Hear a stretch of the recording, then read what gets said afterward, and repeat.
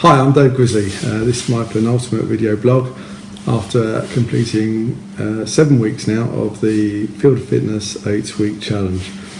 Well, you remember last week in my last video I reported that I had put on half a kilo, which wasn't ideal, and pretty disappointed about that, but last week I trained equally hard and really kept with it, so I was pleased about that. Got to the weekend, I decided not to weigh myself. I've got 1 more week to go, so I'm just going to see this through, complete this 8-week challenge and do all my body stats and do all the weigh-ins at that time. So, I guess putting on that half a kilo last week or the week before really made me, if anything, more inquisitive about this whole process and more determined to get to this lifestyle that is the real objective of what I'm doing. This lifestyle where I can maintain the weight loss. You know, I've gone in cycles for many years of training hard, losing loads of, doing an endurance event or something, losing loads of weight, and then putting weight back on again, and that really isn't an option for me any longer. Now, I'm no dietitian at all, but this is my understanding of what I found out. Three real factors you got to know about your body.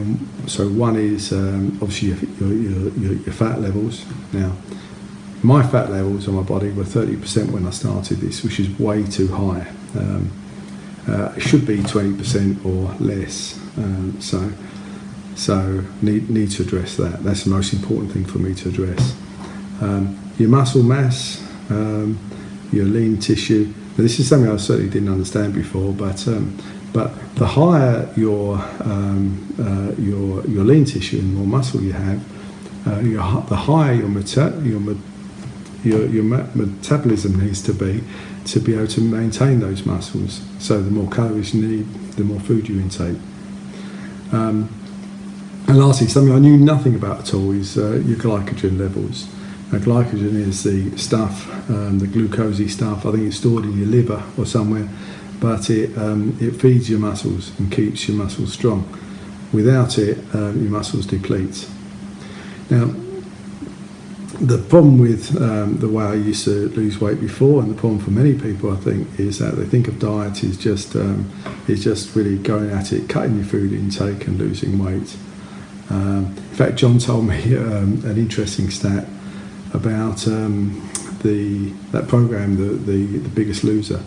The experience in the US has been that of all the contestants that have taken that, there's only one guy that's managed to maintain the weight loss.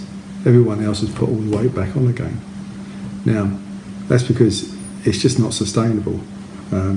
Just locking yourself away and starving yourself. Yes, you will lose weight, but it's not sustainable. What I'm doing now is I'm training hard, and I'm putting myself onto a change in diet. So I've been through this before, but there's been a whole bunch of things that I should eat and shouldn't eat, and when to eat. So I'm really working with that, and you've got to be eating enough during the week, particularly when you're training. The problem comes if you starve yourself. And actually last week, John Field called me. He said, "Dave, what's going on?" He got my food log. He said, "You're not eating anywhere near enough. Come on." He said that this isn't a sustainable diet. Yeah, I might be losing weight because of it, but it's not doing you any good. It doesn't do you any good because what happens when you just starve yourself is that your body uses the glycogen as an energy source. Well, your glycogen is there to be servicing your muscles. So if you use up your glycogen just to maintain your body energy, your muscles will actually deplete.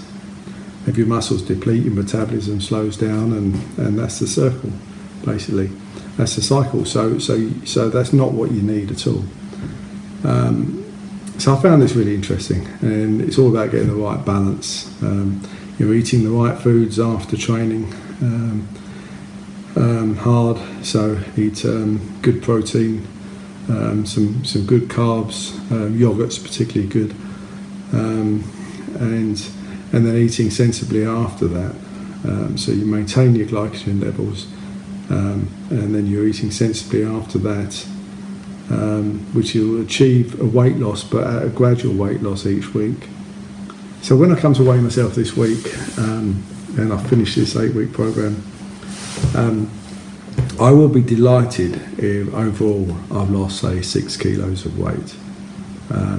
But of that, the makeup of that 6 kilos, might be that I've actually lost 10 kilos of my body fat, but put on 4 kilos of muscle lean. I mean, that would be just a brilliant result for me if I'm able to get there.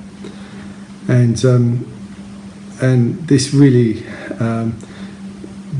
isn't it. I don't finish there, and I'm going to keep this. I'm going to achieve this this lifestyle change. That's my key objective. But we'll find out.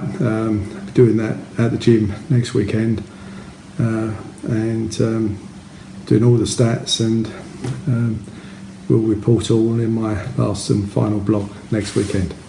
See you then. Bye.